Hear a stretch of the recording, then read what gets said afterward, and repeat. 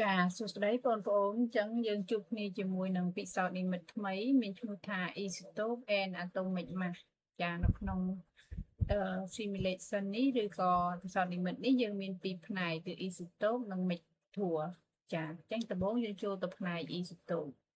ចានៅក្នុងផ្នែក Isotope យើងមាននិមិត្តសញ្ញា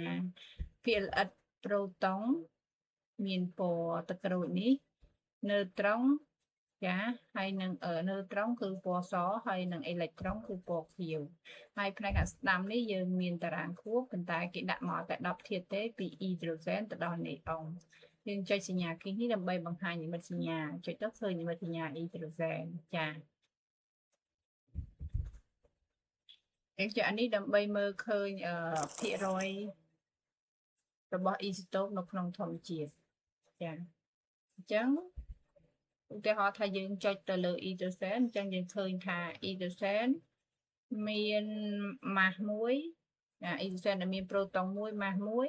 ហើយយើងចុចមើលភាគរយរបស់វាគឺមាន 99.98 85% ចាហ្នឹងគឺក្នុងធម្មជាតិអ៊ីដ្រូសែនគឺមានអ៊ីសែនមួយអញ្ចឹងប្រសិនបើយើងថែមនៅត្រង់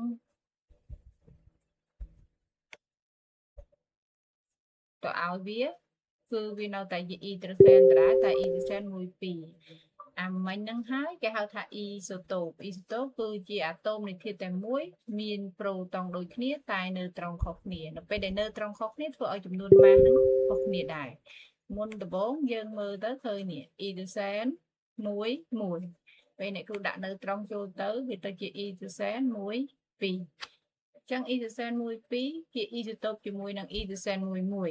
អ៊ីសែន1 2មានភាគរយរបស់វានេះ 0.0115% ចាអញ្ចឹងយើងសាកដាក់នៅត្រង់ទៀតតើមានអ៊ីសូតូប1 3ឬក៏អត់ចាពេលយើងដាក់ទៅយើងឃើញ unstable ចេះមានន័យថាអត់មានស្ថិរភាពទេអញ្ចឹងនៅក្នុងធម្មជាតិអត់មានទេហើយភាគរយវាក៏អត់ដែរអញ្ចឹងអ៊ីដ្រូសែនមានតែអ៊ីសូតូប2ទេព្រោះយើងដាក់អញ្ចេះគឺវាអត់មានអា1 3នឹងទេអញ្ចឹងមានតែអ៊ីសូតូប2ទេគឺអ៊ីសូតូប1 2 0.011% ហើយនឹងអ៊ីសូតូប1 1 99%អញ្ចឹងក្នុងធម្មជាតិសម្បូរជាងគេគឺអ៊ីសែន1 1នឹងឯងចាអញ្ចឹងបើយើងចុចទៅអេលីយ៉ូម្ដងយើងមើលនេះរបស់វាដែលសម្បូរក្នុងធម្មជាតិ 99.999% គឺអេលីយ៉ូ2 4អញ្ចឹងបើយើងសាកដកនៅត្រង់ចេញមួយចាមានអេលីយ៉ូ2 3ដែរតែភាគរយវានេះ0.0001%អញ្ចឹង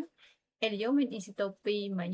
2 4ហើយនឹង2 3ឥឡូវយើងបន្ថែមវាឲ្យគ្រប់2 4ឬក៏យើងបន្ថែមវាគ្រប់2 5តើមានអត់ចានៅពេលដែលវា unstable អញ្ចឹងមានន័យថាអត់មែនជាអ៊ីសូតូបរបស់វាទេវាអត់មានទេ 0% ទេចាអញ្ចឹងវាមានតែ2អេលីយ៉ូអ៊ីសូតូប2គឺអីគឺអេលីយ៉ូ2 4និងអេលីយ៉ូ2 3ចាអញ្ចឹងយើងបន្តទៅលីជូមទៅយើងនឹងឃើញប្រភេទអ៊ីសូតូបដើម្បីដឹងថាតើវាមានអ៊ីសូតូបប្រមាណគឺយើងសាកល្បងវានៅពេលដែលយើងចុចលីជូមយើងឃើញលីជូម3 7អញ្ចឹងបើសិនជាយើងដកប្រូតុងចេញមួយយើងឃើញលីជូម3 6យើងមើលភាគរយរបស់វាមានអញ្ចឹងបើយើងបន្តដកតើមានអត់កាលណាវាអង្គើវា unstable ចឹងមានថាអត់មានទេយើងដាក់ឲ្យវាវិញអញ្ចឹងមិញយើងបានលីជូម2ហើយគឺលីជូម3 6និងលីជូម3 7លីជូម3 7ចូលយើងអាចថែមមួយទៀតចានេះក៏អត់មានដែរអញ្ចឹងលីជូមក៏មានតែអ៊ីសូតូប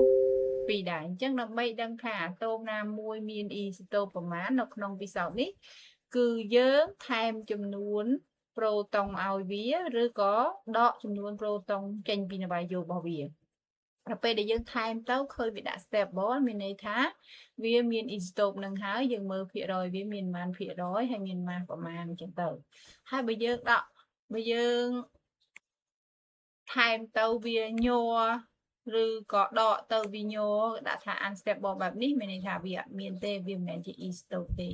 អញ្ចឹងដើម្បីបង្កើតអ៊ីសូតូបមួយនេះគឺយើងថែមប្រូតុងឬថែមនៅត្រង់ឬក៏ដកនៅត្រង់ចេញអញ្ចឹងយើងបន្តធ្វើបែបហ្នឹងរហូតដល់នេះអង្គទៅយើងដឹងថា